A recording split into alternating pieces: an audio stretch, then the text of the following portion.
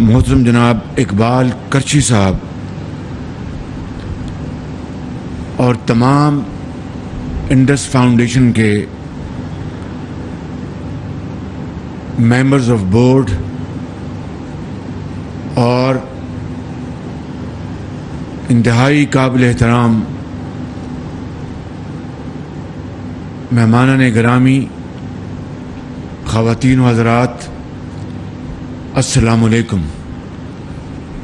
آج میرے لیے ایک انتہائی خوشی اور انتہائی عزت کا موقع ہے، مسرت کا موقع ہے کہ مجھے ایک ایسے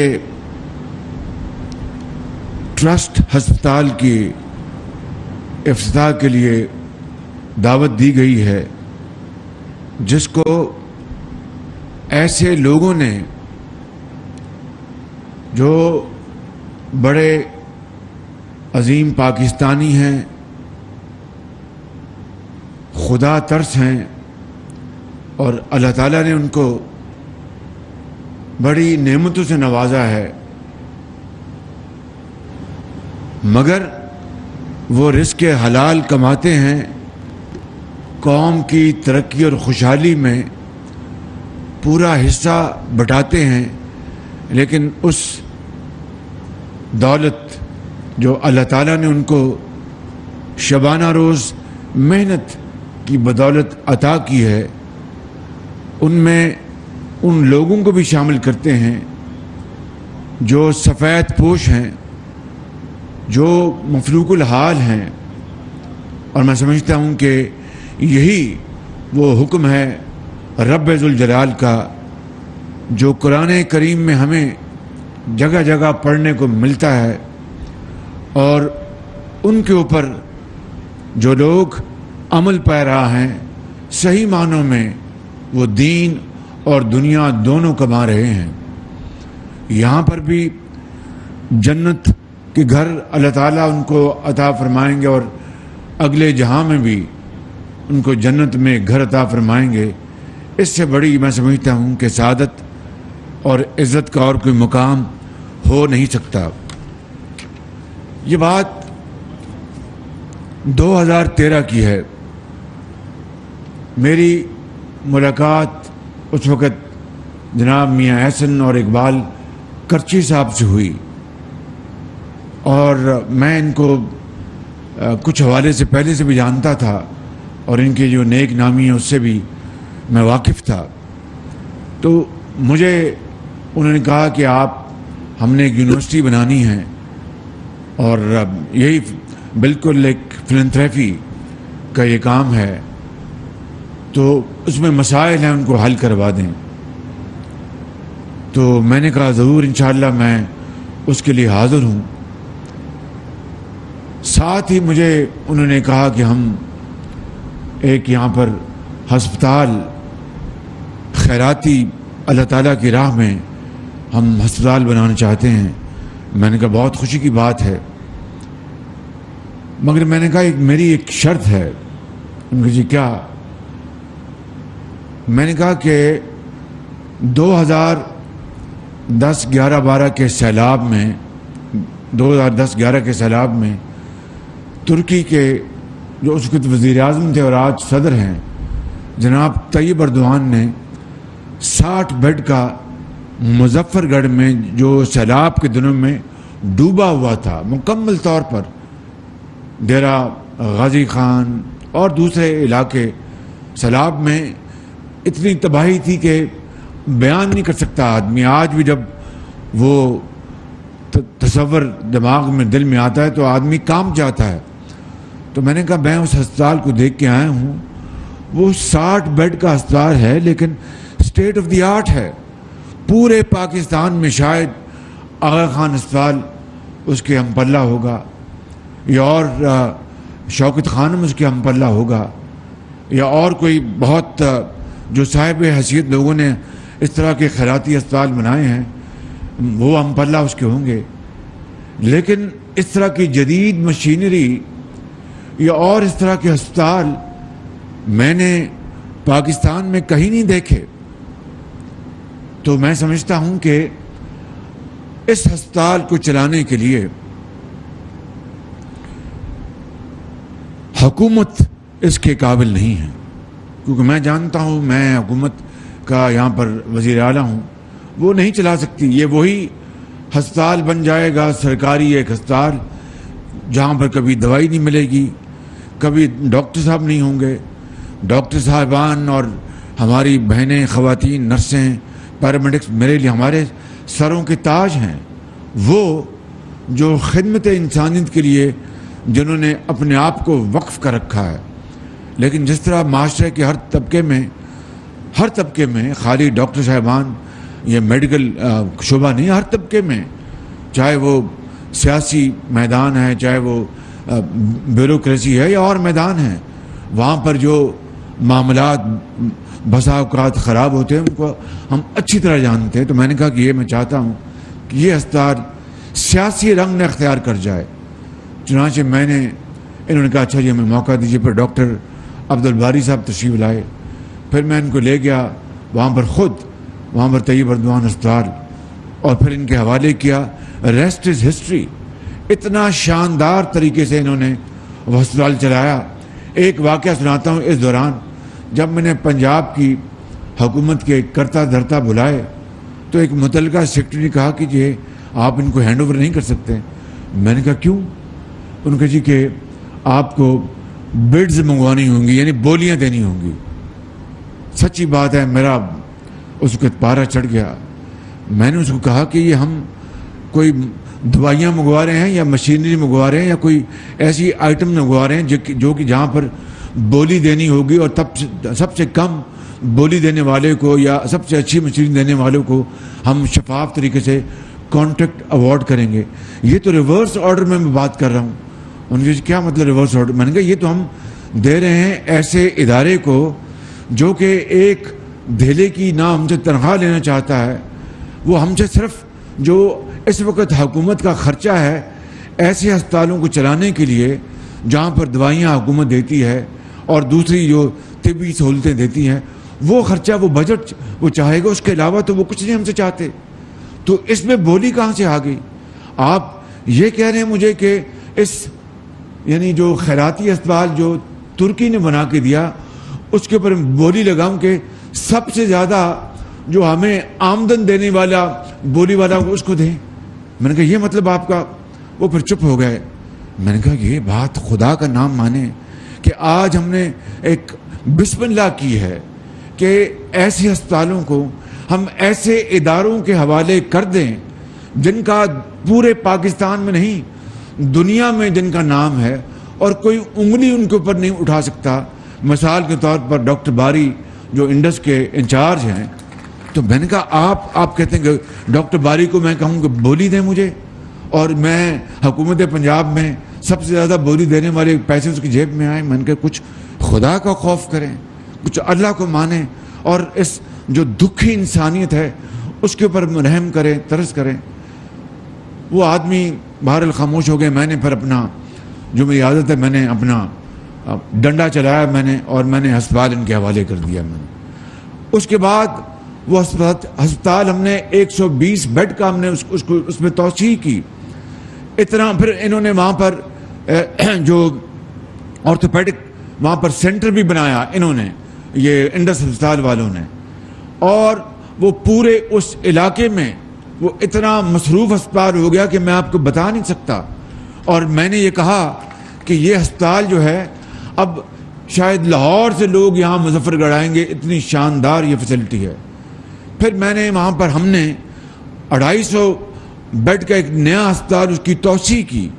حکومت پنجاب نے اپنے وسائل سے، اور اس میں اربوں روپے اس میں خرچ ہوئے. نام جو ہے اس کا پھر بھی ہم نے اس کا طیب اردوان ہسپتال رکھا کہ اللہ تعالیٰ کا بھی حکم ہے کہ اگر تم کسی انسان کے تم احسان مند نہیں ہو تو میرے احسان مند تم کس طرح ہوگے. تو میں نے کہا یہ تختی ہم نہیں بدلیں گے اور طیب اردوان کا نام رہے گا اور یہ صدقہ جاریہ ہے. اور پھر اس کو میں نے خود سمجھیے کہ اپنی سپرویژن میں اس کو تعمیر کروایا. کئی مرتبہ میں ملتان جاتا تھا تو چپکے سے بغیر بتائے وہاں پر مظفر گڑھ اترتا تھا، اور وہ ایک 250 بیڈ کا اسپتال دن رات اس کو اپنے لگا کے آپ جائیں تو ایک اسٹیٹ آف دی آرٹ ہسپتال ہے وہ بنایا، اس کو ہم نے مکمل کیا اور پھر وہ بھی ان کے ہم نے حوالے کر دیا۔ اس کے بعد لاہور میں کانا میں ہسپتال بنایا نیا، وہ بھی انہوں نے مجھے کہا جی آپ ہم پہ بہت لوڈ ڈال رہے ہیں، یہ تو مناسب نہیں ہے۔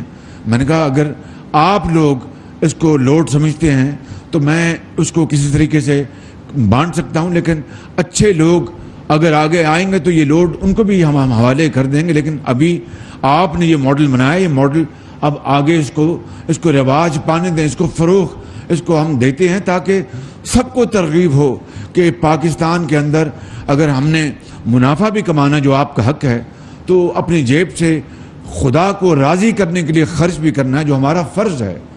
تو پھر اس کے اسی حوالے سے انہوں نے کہا اچھا جی ٹھیک ہے ہم کر لیتے ہیں۔ پھر میں نے کانا کا اسپتال ان کے حوالے کیا، سبززار کا اسپتال ان کے حوالے کیا، پھر وہاں پر برکی میں جو زچا بچا کا اسپتال وہ سب سے پہلے وہ ان کے حوالے کیا، پھر میں نے منامہ میں ایک اسپتال بنایا بارڈر کے قریب وہ ان کے حوالے کیا، رائے ونڈ میں اسپتال جو چل نہیں رہا تھا وہ ان کے حوالے کیا۔ تو میرے بزرگوں بھائی اور بہنوں یہ ہے وہ رشتہ، یہ ہے وہ رشتہ اخلاص کا اور عوام کی ترقی اور ان کی بہبودی کا، ان کے علاج معالجے کا، جس نے ہمیں بہت وہ قریب لے آئے ہمیں۔ اور میں سمجھتا ہوں کہ یقین کر لیں کہ آج یہ اسپتال جو انہوں نے بنایا، میں نے جو مظفر گڑھ میں 250 بیڈ کا اسپتال بنایا تھا، میں نے جو کانٹریکٹر تھا ڈیزائن تھا، میں نے شرط رکھی تھی کہ باہر لال اینٹ ہوگی، کوئی پتھر نہیں ہوگا، کہ پتھروں سے اپنے قومیں نہیں بنتی، ماربل سے قومیں ترقی نہیں کرتی، وہ کرتی ہیں محنت، دیانت اور امانت اور ماڈرن نالج اور ٹیکنالوجی سے۔ تو میں نے وہاں پر کہا کہ وہاں پہ باہر اینٹ لگے گی جو ریڈ برک ہے، جس کو مغلیہ برک بھی آپ کہتے ہیں، اندر بہترین سہولتیں ہوں گی، موسٹ ماڈرن گیجٹریز، اور وہاں پر مشینیں، سی ٹی اسکین اور یہ تمام چیزیں۔ وہ الحمدللہ ہماری حکومت کے آخری عام میں ہسپتال مکمل ہوا، میں نے اس کا افتتاح بھی کیا، وہ بھی پھر ہم نے ان کے حوالے کیا، اور یہ لاہور میں ہسپتال جو یہ چلا رہے ہیں، تو یہ صدقہ جاریہ ان کی طرف سے، ان میں سے کوئی تنخواہ نہیں لیتا، وہ صرف جو بجٹ ہے حکومت پنجاب کا اس کا استعمال جو ہے وہ انتہائی شفاف اور غریب آدمی تک پہنچتا ہے۔ میں سمجھتا ہوں کہ اس ماڈل کو آج انہوں نے عملی شکل دی ہے، اور اربوں روپے جو انہوں نے اپنی محنت سے کمائے ہیں، اربوں روپے انہوں نے ڈونیٹ کیے ہیں۔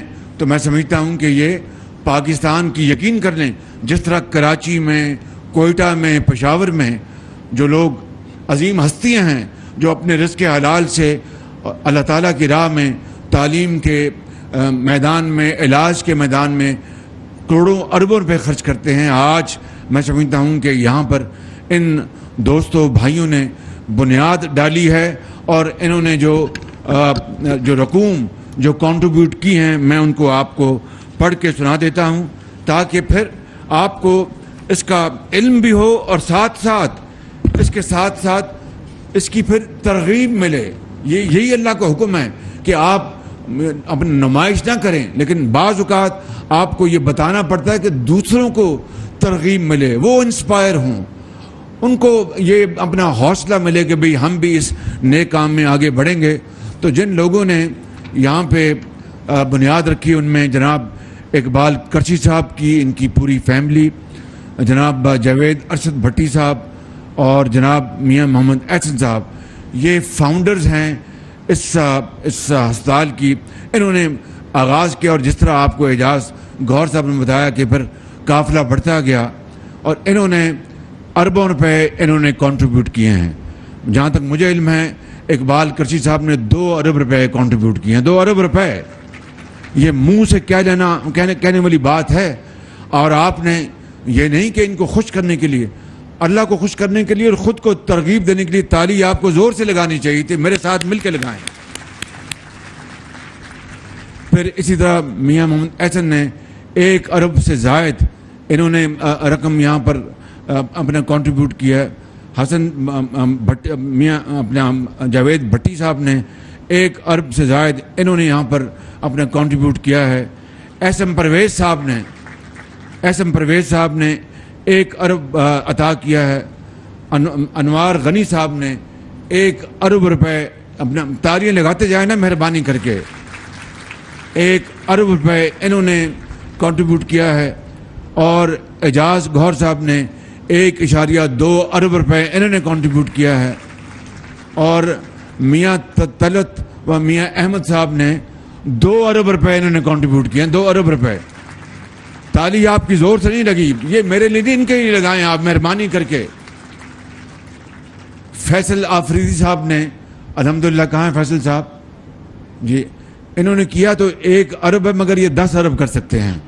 یہ بات پکی میں بتا رہا ہوں آپ کو, یہ 10 ارب کر سکتے ہیں. تو جس طرح میں نے اس دن اسپتال کا افتتاح کیا تھا, جناب وہ سلیم صاحب نے جو میاں منشا کے بھانجے ہیں, تو میں نے کوئی مذاق سے بات نہیں کی تھی. میاں منشا کو اللہ تعالیٰ نے بہت کچھ عطا فرمایا, تو میں نے کہا تھا کہ میاں صاحب اگر آپ اس طرح کے پاکستان کے 4 صوبوں میں 4 ہسپتال بنا دیں گے تو 8-10 ارب روپیہ, تو آپ کی تو جو اللہ نے آپ کو جو دولت دی ہے وہ تو ایک قطرے کے برابر نہیں ہے. تو آپ یہ اپنی زندگی میں کام کر جائیں گے تو صدقہ جاریہ ہوگا. اسی طریقے سے میں اپنا فیصل آفریدی صاحب کو گزارش کروں گا. جی 2 ارب میں نے کہیں, اچھا 2 ارب ہیں. اچھا مجھ سے یہ پھر کسی نے شرارت کی ہے فیصل اپنا گور صاحب سے, انہوں نے 1.2 ارب نہیں 2 ارب دیے ہیں, 2 ارب روپے. یہ تو فیصل صاحب کی 1 ارب کی آگی ایڈوانس, اور 9 ارب میں کہہ دوں کہ 9 ارب دیں گے آپ انشاءاللہ. کتنے عرصے میں؟ ذرا ادھر آ جائیں نا, بڑی اچھی بات ہے, ادھر آ جائیں ذرا. نہیں میں بالکل میں دل کی بات کر رہا ہوں. آئیے شاباش. وہ بتا دیں جتنے وقت میں آپ دینا چاہیں, تو آپ کو اللہ تعالیٰ کے ہاں بہت, کتنے بتائیں؟ 5 سال میں انشاءاللہ 5 سال میں یعنی سالانہ 2 ارب روپے. گور صاحب کو میں علیحدہ بلاؤں گا تاکہ وہ علیحدگی میں بات کریں. میں ان سے, گور صاحب ابھی اگر آپ اعلان کرنا چاہتے تو کر دیں جی, ٹھیک ہے جی. آئیے پر یہاں آ جائیں, پر یہاں اب آ جائیں, یہاں پہ اب آئیے.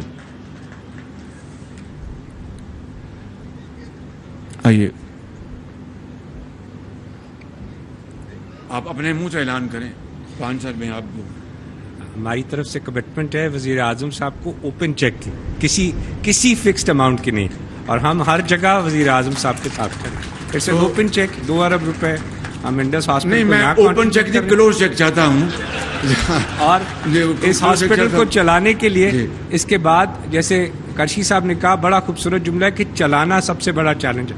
تو اس کے اندر ہم 100 بیڈ کا ڈائلسس سینٹر بنا رہے ہیں, جیسے آپ کا خواب ہے, اور اس میں سالانہ ارب روپے دے رہے ہیں. 5 سال میں 10 ارب آپ کے نام آ گئے. الحمدللہ, بس ہو گیا جی, مہربانی, بہت شکریہ آپ کا. تو یہ اب اوپن نہیں, دس از اے کلوز ٹرانزیکشن. اور ویسے بھی اپنا یہ ماشاءاللہ بڑے کاروباری لوگ ہیں, آفریدی صاحب بھی ہیں, یہ بھی تو, اور جائز کام ان کے حکومت سے پڑھتے ہیں. جائز کام, میں ناجائز کام کی بات بالکل نہیں کر رہا, جائز کام میں پڑھتے ہیں. تو حکومتیں جو ہیں وہ جو بعض کو افسر شاہی اس میں مداخلت کرتی ہے اور روکتی ہے اس کو, تو میں یہ ان کو یقین دلاتا ہوں کہ جائز کام ان کے ضرور ہوں گے, مگر شرط یہ ہے کہ ہر جائز کے کام کے ساتھ اس اسپتال میں پیسے ڈالتے جائیں انشاءاللہ. یہ بہت بڑی ان کی قربانی ہے. اللہ تعالیٰ آپ کو اس کا صلہ عطا فرمائے گا, اور اس جہاں میں بھی اور اگلے جہاں میں بھی اللہ تعالیٰ آپ کو بہت نعمتوں سے نوازے گا, جو قرآن کریم میں اللہ تعالیٰ نے اپنا فرمایا اور وعدہ فرماتا ہے. یہ میرا وعدہ ہے. یہاں پر جید علماء کرام بیٹھے ہیں میرے سامنے, اللہ تعالیٰ ان کو زندگی دے, صحت دے. یہ بڑے قابل اور نیک علماء کرام ہیں, اور ان کی اسلام کی ترغیب کے لیے, ترویج کے لیے بے پناہ ان کے اور ان کے بھائیوں کی, ان کے خاندان کی بڑی ان کی کاوشیں ہیں اور قربانیاں ہیں. میں آخر میں 2-3 باتیں عرض کرنا چاہتا ہوں.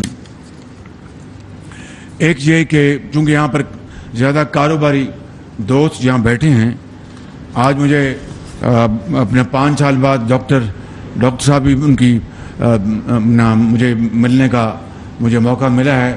ڈاکٹر صاحب بیٹھے ہیں. یہ میں ان کو ہمیشہ کہتا ہوں کہ ایک فرشتہ صفت انسان ہے. آئیے ڈاکٹر صاحب ذرا ادھر آ جائیں.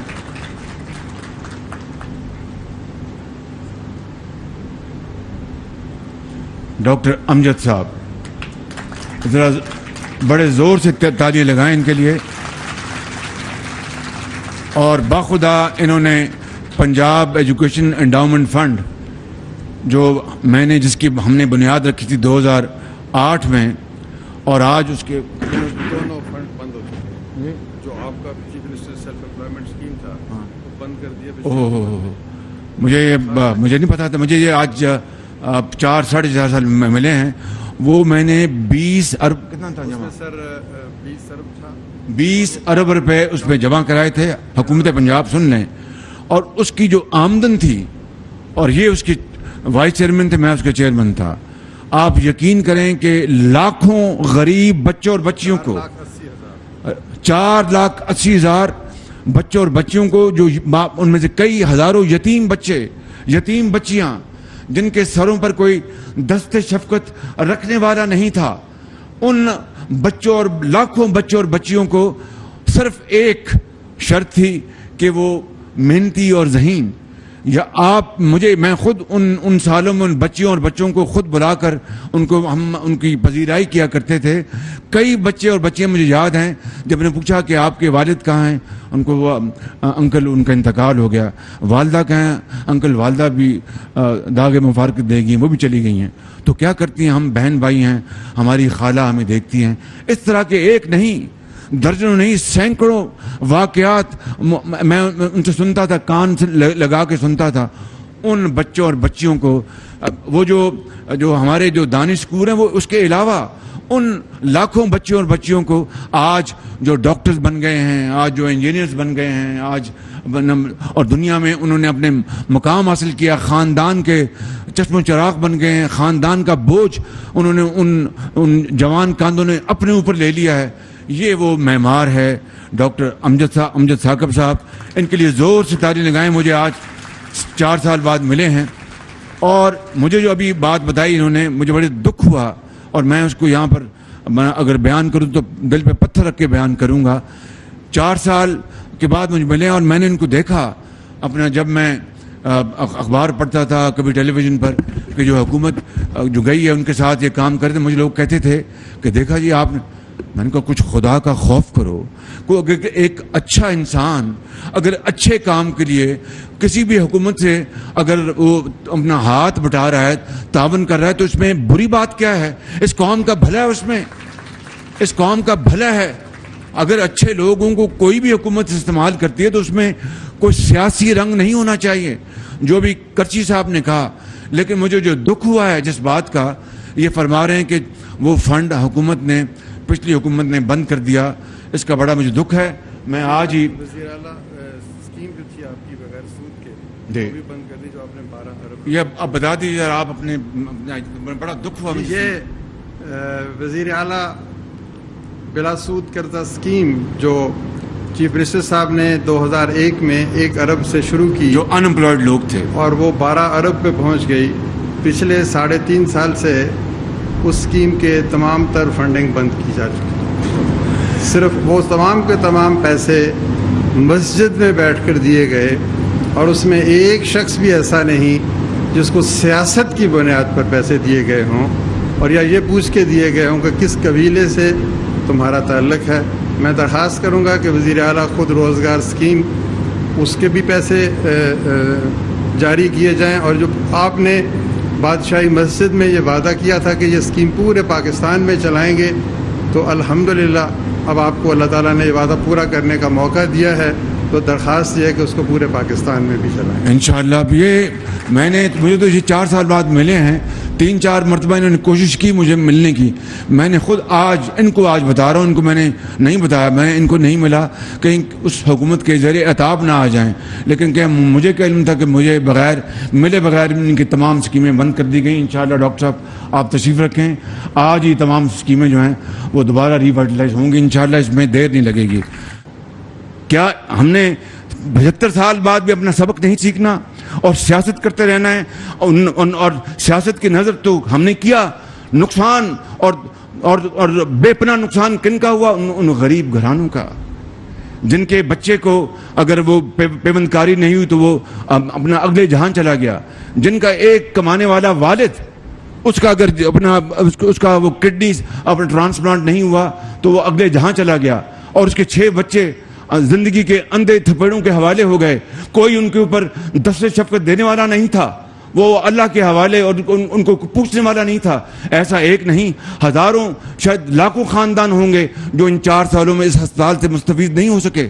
تو یہ اتنا بڑا ہم نے جرم کیا صرف سیاست کی خاطر. یہ میں سمجھتا ہوں کہ دروازہ بند ہو جانا چاہیے. کوئی آئے کوئی جائے، اپنا آپ صحت ہو، تعلیم ہو، صنعت ہو، آپ کی زراعت ہو، آپ کی اکانومی ہو، آپ کا معاش ہو، اس کے اوپر کسی کو سیاست کرنے کی قطعاً اجازت نہیں ہونی چاہیے بالکل. مگر اس کے لیے سوچ چاہیے، بڑا دل چاہیے، بڑا قد چاہیے. اپنی ذات سے پھر ہمیں اپنا بالاتر ہونا ہوگا، اپنے پسند ناپسند سے بالاتر ہونا ہوگا، اپنی انا کو مارنا ہوگا. کس کے لیے؟ اس قوم کی ترقی اور خوشحالی کے لیے. ہزاروں لاکھوں کروڑوں ان بچوں اور بچیوں کے لیے جن کے بڑوں نے اس ملک کے لیے بڑی قربانیاں دی ہیں. اس لیے نہیں کہ یہ ملک جو ہے اپنا قیامت تک خدا نہ خواستہ ہم رینگتا رہے. اس لیے بنا تھا کہ ہم اس خطے میں نہیں بلکہ پوری دنیا میں محنت اور امانت اور دیانت کے ساتھ اپنا جھنڈا جو ہے اس کو اتنا بلند کریں کہ کوئی اس تک نہ پہنچ سکے. مگر وہ اس طرح نہیں ہوگا کہ ہم پچھلی حکومت آئی تو جناب اس کو سیاست کے نظر کر دیا اور تمام وہ ادارے تباہ ہو گئے. اس طرح تو تباہی پر ہمارا مقدر ہے. اگر ہم نے اس کو بدلنا ہے، تقدیر کو بدلنا ہے، تو پھر وہی تقدیر کو بدلنے کے لیے جو اقبال کہتا ہے تو پھر اسی جو اس کا جو ویژن ہے اس کو فالو کریں. مجھے انتہائی خوشی ہے کہ آپ نے یہاں پر اینٹ لگائی ہے، باہر اندر آپ نے اربوں روپے کی مشینری لگائی ہے. یہ ہے طریقہ زندگی میں زندہ رہنے کے لیے، اور کوئی طریقہ نہیں ہے. پتھروں سے اگر ماربل سے اگر دنیا بننی ہوتی تو پھر ہمارا پاکستان، میں نے ترکی میں کہا کہ اگر ماربل سے اور ماربل کو اردو میں کیا کہتے ہیں؟ سنگو خش ہے نا جی، چلو سنگو خش سے ہی، کہ سنگو خش سے ہوتے نہیں جہاں پیدا. اگر سنگو خش سے جہاں پیدا ہونے ہوتے تو پھر پاکستان تو دنیا کا سب سے بڑا ملک ہوتا، جہاں پر ماربل کے اسلام آباد میں، کراچی میں، لاہور میں، پشاور میں، کوئٹہ میں محلات ہیں، اور خلق خدا جو ہے ان کو ایک وقت کی روٹی کو ترستے ہیں. آج بجلی کا جو معاملہ، ہمیں یہ تیل کی اور پٹرول کی قیمتیں بڑھانی پڑی، یہ اپنا اس وقت فیصلہ ہوا مارچ میں جب ووٹ آف نو کانفیڈنس چل رہا تھا. میں سیاست میں جائے بغیر کہنا چاہتا ہوں کہ قرض پہ رہنے والا ملک کب تک زندہ رہے گا؟ یہ ممکن نہیں ہے. آپ نے بالکل ٹھیک کہا، سود کی بات بالکل قرآن کریم اس کا حکم فرماتا ہے، بالکل قرآن کریم کا حکم ادھوری کا آدمی کو سوچ بھی نہیں سکتا. وہ بات علیحدہ اس کی بات کی جا سکتی ہے، لیکن اس وقت دنیا میں ہمیں سب سے آگے ہونا چاہیے تھا. اسلامی بلاک میں ہماری اس وقت حیثیت کیا ہے؟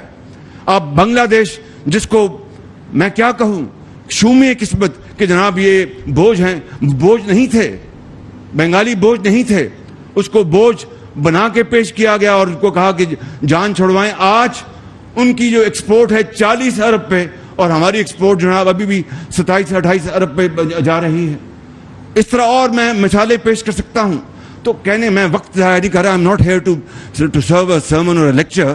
میں سب سے بڑا خطا کار انسان ہوں، لیکن خدا کی قسم اگر ہم نے آگے جانا ہے تو پھر ہمیں اپنی انا سے، ضد سے ہمیں آگے اوپر بڑھنا ہوگا، اور قوم کی خاطر، ان کروڑوں لوگوں کی بحالی اور خوشحالی کی خاطر، یتیموں اور بیواؤں اور بے سہارا لوگوں کے لیے، پاکستان کی معیشت کو مضبوط کرنے کے لیے، صحت اور تعلیم کو آگے بڑھانے کے لیے، ڈاکٹروں اور نرسوں کو حوصلہ دینے کے لیے، سیاستدانوں کو آگے بڑھانے کے لیے، اور علماء کرام اور ہمارے ڈاکٹرز اور ہمارے بیوروکریٹس، آفیشل انجینئرز، ایک معمار، سب کے لیے یہ ایک ہم مثال پیش کریں گے تو بات بنے گی. اس کے بغیر تو یہ ملک ترقی نہیں کر سکتا. اشرافیہ اگر خود یہ کہے کہ جناب آپ یہ سب کچھ کریں تو ہم میں اس کے اوپر کوئی بوجھ نہ آئے تو یہ ملک نہیں چل سکتا. اب اگر ہم نے یہ مجبوراً ہمیں قیمتیں بڑھانی پڑی، دنیا میں آسمان سے باتیں کر رہی ہے تیل کی اور اس کی قیمتیں اپنا پٹرول کی اور گیس کی، اور ہم نے جناب یک مارچ کے مہینے میں اس کو قیمتوں کو گرا دیا. 3.5 سال تو ایک دھیلا نہیں کسی کو دیا، اور اس کو گرا دیا. ہم نے بڑی کوشش کی، مگر دل پر پتھر رکھ کر ہمیں یہ قیمتیں بڑھانی پڑیں اور پھر بڑھانی. میں آپ کو یہ کہنا چاہتا ہوں، خدا کی قسم جس کے قبضے میں میری جان ہے، میں پوری کوشش کروں گا کہ جہاں پر غریب آدمی کے اوپر یہ بوجھ پڑ رہا ہے ان کو ہم ریلیف بھی دیں. ہم نے اس کے ساتھ 2,000 روپے مہینہ ان 7 کروڑ افراد کے لیے ہم نے سبسڈی دی ہے، تیل اور اس کی پٹرول کی قیمتیں جو ان کو بوجھ پڑا ہے. اور جو بے نظیر صاحبہ انکم سپورٹ پروگرام میں ڈیٹا اویلیبل ہے، وہ بڑا شفاف ڈیٹا ہے، 90% زیادہ وہ شفاف ڈیٹا. ان کے تحت ہم 7 کروڑ عوام کو 2,000 روپے مہینہ ہم دیں گے انشاءاللہ. اور پھر اس طرح ہم باقی معیشت کا پہیہ بھی تیز کریں گے. میں سعودی عرب سے ہو کے آیا ہوں، میں UAE کے ہو کے، ابھی میں ترکی ہو کے آیا ہوں، اور میں نے ان بھائیوں کو کہا کہ آپ ہمارے بڑے عظیم بھائی ہیں، ہمیشہ آپ نے ہماری مدد کی. اور میں نے یہی کہا جب میں آیا ہوں تو آپ سمجھیں گے شاید یہ مانگنے آیا ہے، میں مانگنے نہیں آیا، لیکن مجبوری ہے ہمارا. جس طرح ماضی میں 75 سال میں آپ نے ہمارا ہاتھ بٹایا ہے، کچھ عرصہ آپ ہاتھ بٹا دیں. تو میں نے کہا میں وعدہ کرتا ہوں کہ انشاءاللہ ہم پوری قوم ہم مل کر دن رات محنت کریں گے، پسینہ گرائیں گے، اپنے پاؤں پہ کھڑے ہوں گے انشاءاللہ، ضرور کھڑے ہوں گے انشاءاللہ تعالی. لیکن اس کے لیے محنت درکار ہے، قربانی درکار ہے، ایثار درکار ہے. اگر ہم اپنا کرپشن میں پڑیں گے، کبھی جناب چینی ایکسپورٹ ہو رہی ہے، کبھی چینی امپورٹ ہو رہی ہے، کبھی گندم ایکسپورٹ ہو رہی ہے، کبھی گندم امپورٹ ہو رہی ہے. گیس کے وقت پہ منگوایا نہیں، جب گیس $3 کلو تھی، اب یونٹ تھی، آج $30 پہ جا پہنچی ہے. اس طرح قومیں نہیں بنتی. قومیں بنتی ہیں صف بندی سے، ایک پلاننگ سے، منصوبہ بندی سے، پھر اس کے اوپر وہ کود پڑے. جس طرح آج سے نمرود میں وہ کود پڑے تھے، اسی طرح وہ حضرت ابراہیم اسی طرح وہ کود پڑے، تو پھر انشاءاللہ دنیا بنتی ہے. مگر نہ یہ نہ نوری ہے نہ ناری ہے. تو میں سمجھتا ہوں کہ میں نے بہت وقت لے لیا. ابھی یہاں پر بات ہوئی تھی کہ جناب ان کو ہم نے جو ٹرافیز نہیں دینی اور صرف ہم ان کی تصویریں کھنچوائیں گے. نہیں، یہ بہت انہوں نے عظیم کام کیا ہے. ان کو ہمیں پوری طرح رسپیکٹ دینی چاہیے، اور ان کو تاکہ دنیا کو ترغیب ہو کہ جناب آپ کمائیں بھی، خود بھی استعمال کریں، اور ان لوگوں کو بھی آپ شامل کریں جو آپ رشتہ دار ہیں، اور وہ جن کے پاس کچھ کھانے کے لیے نہیں ہے، کسی کے آگے ہاتھ نہیں پھیلاتے. حضرت یہی ہے نا قرآن کریم کا حکم. مولانا اشرف صاحب بیٹھے ہیں، انہوں نے اس کی تائید کی ہے. تو یہ prime minister award for excellence in philanthropy, یہ ان کو شیلڈیں ہم دیں گے. مگر آخری بات جو میں یہ کرنا چاہتا ہوں آپ سے، بہت ضروری ہے کہ انشاءاللہ یہ میں دن رات سوچ رہا ہوں. پھر اس کے ساتھ لوڈ شیڈنگ ہو رہی ہے، میں جانتا ہوں. پلانٹس کی کیپیسٹی موجود، لیکن ٹائم پر ابھی مجھے آئے اپنا 1.5 مہینہ یا 2 مہینے ہونے والے ہیں. 3.5 سال جو ہوا، جس کی وجہ سے جہاں پر ملک یہاں پہنچا، اس کا بھی کوئی حساب لینے کے لیے لینا کہ مجھ سے 1.5 مہینے کا حساب لینا ہے. میں وہ حساب دینے کو تیار ہوں انشاءاللہ، آپ کے سامنے دینے کو تیار ہوں، دوں گا انشاءاللہ. ابھی میں نے وزیر اعلیٰ کو گزارش کی ہے، دیکھیے جب تک کہ آپ اپنے غریب آدمی کا جو مفلوق الحال ہے اس کے اوپر دست شفقت نہیں رکھیں گے، اس ہسپتال میں غریب لوگ جب نہیں آئیں گے تو کس طرح آپ وہ ایک دعاؤں کا سلسلہ چلے گا. آپ ان کو نام دیں، ان کی اشکشوئی کریں، ان کو کچھ ریلیف دیں، تو پھر دیکھیں کس طرح گھوڑے کی طرح وہ صنعت بھی چلائیں گے، زراعت بھی چلائیں گے، ہسپتال بھی چلائیں گے، سڑکیں بھی بنائیں گے، پل بھی بنائیں گے، پبلک ٹرانسپورٹ بھی بنائیں گے. تو میں نے یہاں پر آج وزیر اعلیٰ کو میں نے کہا ہے، کل کہا، میں نے کہا کہ جو یہ میٹرو ہے، یہ چونکہ ابھی بہت زیادہ اپنا قیمتیں مہنگی ہیں، ایک عام آدمی جس کے پاس موٹر بائک ہے اس کو 2,000 تو ملے گا اس کو اپنا بے نظیر انکم سپورٹ پروگرام سے.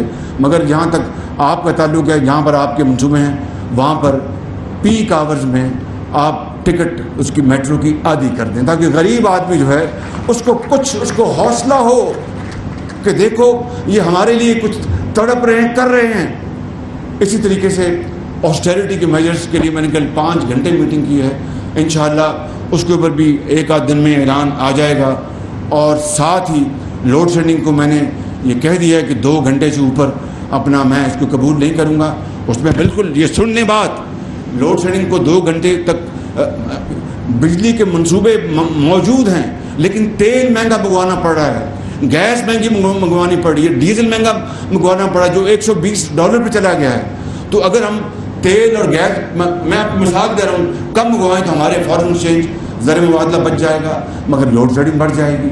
अब उसके ऊपर मैंने कुछ बैलेंस करना है, मैं आपसे बिल्कुल दिल की बातें कर रहा हूँ, उसको बैलेंस करना है। तो फिर यही तय किया मैंने, कल 5 घंटे की मीटिंग की, कैबिनेट कमेटी बनाई कि 2 घंटे से ज़्यादा लोड शेडिंग नहीं हो। कोई बात नहीं, अल्लाह ताला हमें अता फरमाएगा, वसाइल दे देगा, ज़रूर देगा इंशाअल्लाह, कहीं से वो हमें अल्लाह ताला मदद करेगा तो कि आम आदमी का पंखा चल सके।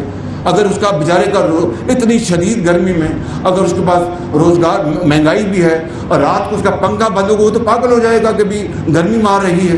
तो ये हम सब का, हुकूमत का, आपका, सनतकारों का और बड़े बड़े अल्लाह ताला ने जिनको मॉल दिए हैं, जिनको अल्लाह ताला ने रिज़्क़ हलाल, हम सब का फ़र्ज़ है, अगर हम इंशाअल्लाह इसमें हम जुट जाएंगे मिलकर और सियासत को एक तरफ कर देंगे, इसको नो गो एरिया बना देंगे, तो मैं आपको यकीन के साथ कह सकता हूँ बिला खौफ तरदीद अल्लाह ताला के फज़ल करम से पाकिस्तान अगले चंद सालों में इस तरह रॉकेट की तरह आगे जाएगा और फिर हमारी स्पीड को कोई नहीं पकड़ सकेगा इंशाअल्लाह। बस मेहनत करना होगी, मेहनत के अलावा कुछ नहीं। ये ना नूरी है ना नारी है। तो मैं इस शेर पे अपनी बात ख़त्म करता हूँ। इन अंधेरों में भी मंजिल तक पहुंच सकते हैं हम, इन अंधेरों में भी मंजिल तक पहुंच सकते हैं हम, जुगनुओं को रास्ता तो याद होना चाहिए। इन अंधेरों में भी मंजिल तक पहुंच सकते हैं हम, जुगनुओं को रास्ता तो याद होना चाहिए। और जुल्म बच्चे जन रहा है कूचा और बाजार में, जुल्म बच्चे जन रहा है कूचा और बाजार में, अदल को भी साहिब औलाद होना चाहिए। पाकिस्तान कायदे आज़म। वज़ीर-ए-आज़म शहबाज शरीफ ने इंडस अस्पताल का इफ्तिताह कर दिया है। उनकी जानिब से कहा गया कि ऐसे अस्पताल का इफ्तिताह किया है जिसके लिए अजीम पाकिस्तानियों ने किरदार अदा किया। यहां शामिल करेंगे हेडलाइंस।